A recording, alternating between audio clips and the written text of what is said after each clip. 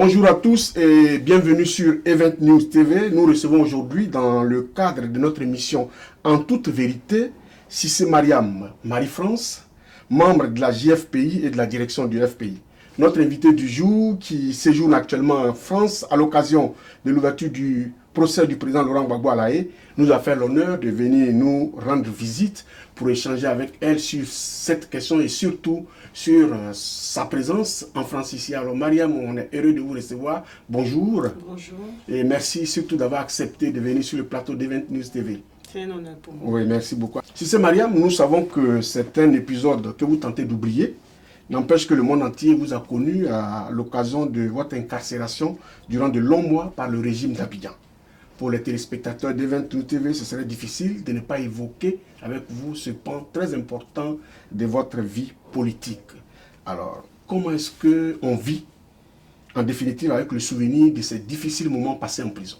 Je vous remercie. En tant que combattante, j'ai pris ces 4 mois de détention comme une expérience. Et j'aime à le dire, une belle expérience. Parce que on apprend, on comprend bien qu'on fait bien de mener le combat. Parce que nous avons été arrêtés, j'ai été arrêtée avec d'autres camarades. Et nous savons que nous avons été arrêtés pour des raisons non justifiées. Donc, ça nous conforte dans notre position de toujours nous battre pour les libertés, pour la défense des libertés. Donc, je prends ça comme une belle expérience et un élément important pour mon CV politique. Alors, est-ce que vous avez des nouvelles de vos camarades avec lesquels vous avez été arrêtés qui, eux, sont encore toujours détenus? Oui, bien sûr. Comment se portent-ils? Est-ce qu'ils ont le moral haut? Oui, ça c'est sûr. Ça c'est sûr. Un combattant reste toujours debout. Mais les conditions de détention sont difficiles. Sont difficiles. C'est une réalité. La direction du FPI prend toutes les dispositions pour qu'ils puissent bénéficier du nécessaire.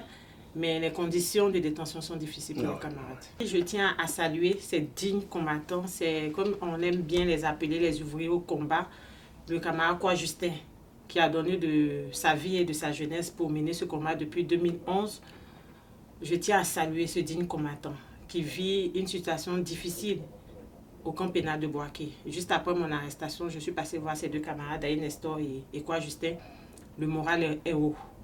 Mais nous devons continuer à nous battre pour que ces camarades puissent retrouver la liberté. Il faut que le camarade Kwa Justin soit dehors. Il faut que le camarade Aïe Nestor, premier secrétaire national de la jeunesse du Front populaire, soit dehors.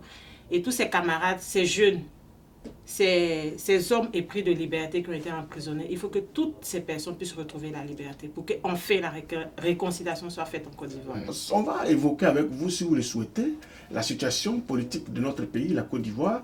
Vous êtes originaire de la Côte d'Ivoire, ainsi que moi qui ai l'honneur aujourd'hui de vous interviewer. Alors, selon plusieurs observateurs politiques, la Côte d'Ivoire tourne aujourd'hui au ralenti suite à la crise politique qui a frappé ce pays, mais en plus par manque de réconciliation entre les Ivoiriens qui désormais se regardent en champ de faïence. Alors, pour vous qui débarquez de la Côte d'Ivoire, comment est-ce que la Côte d'Ivoire se porte?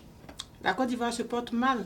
S'il y a encore des prisonniers politiques, plus de 400 prisonniers politiques détenus sur tout le territoire ivoirien, dans toutes ces prisons, on pourrait encore continuer de dire qu'il y a raison d'interpeller la communauté internationale qui a imposé Dramane Ouattara au pouvoir.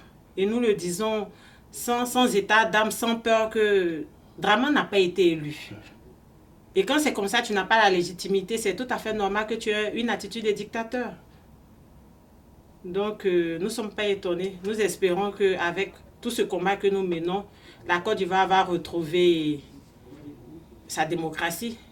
Sa démocratie, nous espérons avec détermination que cela va arriver. Merci beaucoup. En plus, vous êtes maintenant vous êtes membre de la direction du FPI et vous savez très bien la crise qui a secoué votre parti.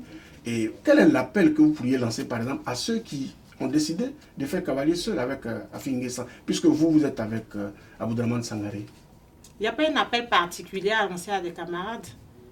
Il y avait 2 lignes qui s'affrontaient.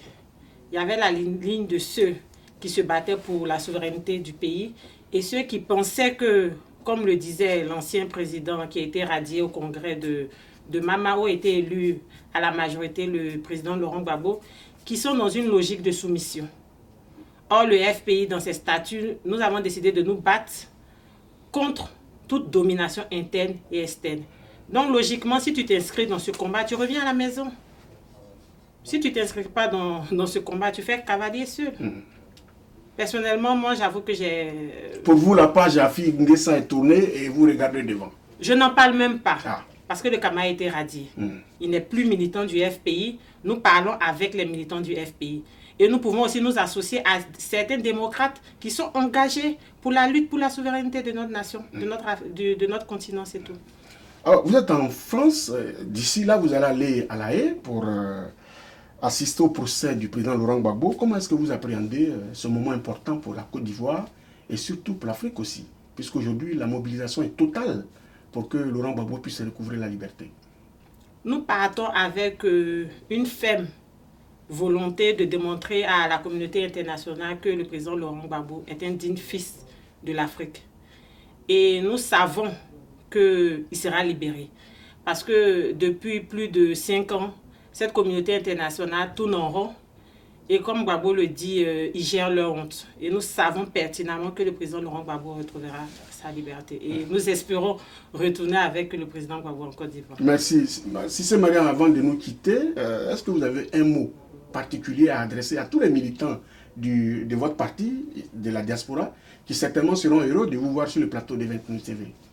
Ce que je peux dire déjà, je dis merci à tous ces militants et militantes et surtout les camarades de la diaspora qui sont restés mobilisés et déterminés pour le combat dans lequel nous sommes engagés et qui m'ont soutenu durant toutes ces périodes de détention. Au sorti, j'ai pu lire des messages de solidarité, de soutien, de compassion. Je tiens déjà à leur dire infiniment merci pour ça. Et je leur demande de continuer à résister. Résistons, parce que nous avons la vérité avec nous. Et comme le président l'a dit, nous irons jusqu'au bout afin que la vérité soit faite à la CPI.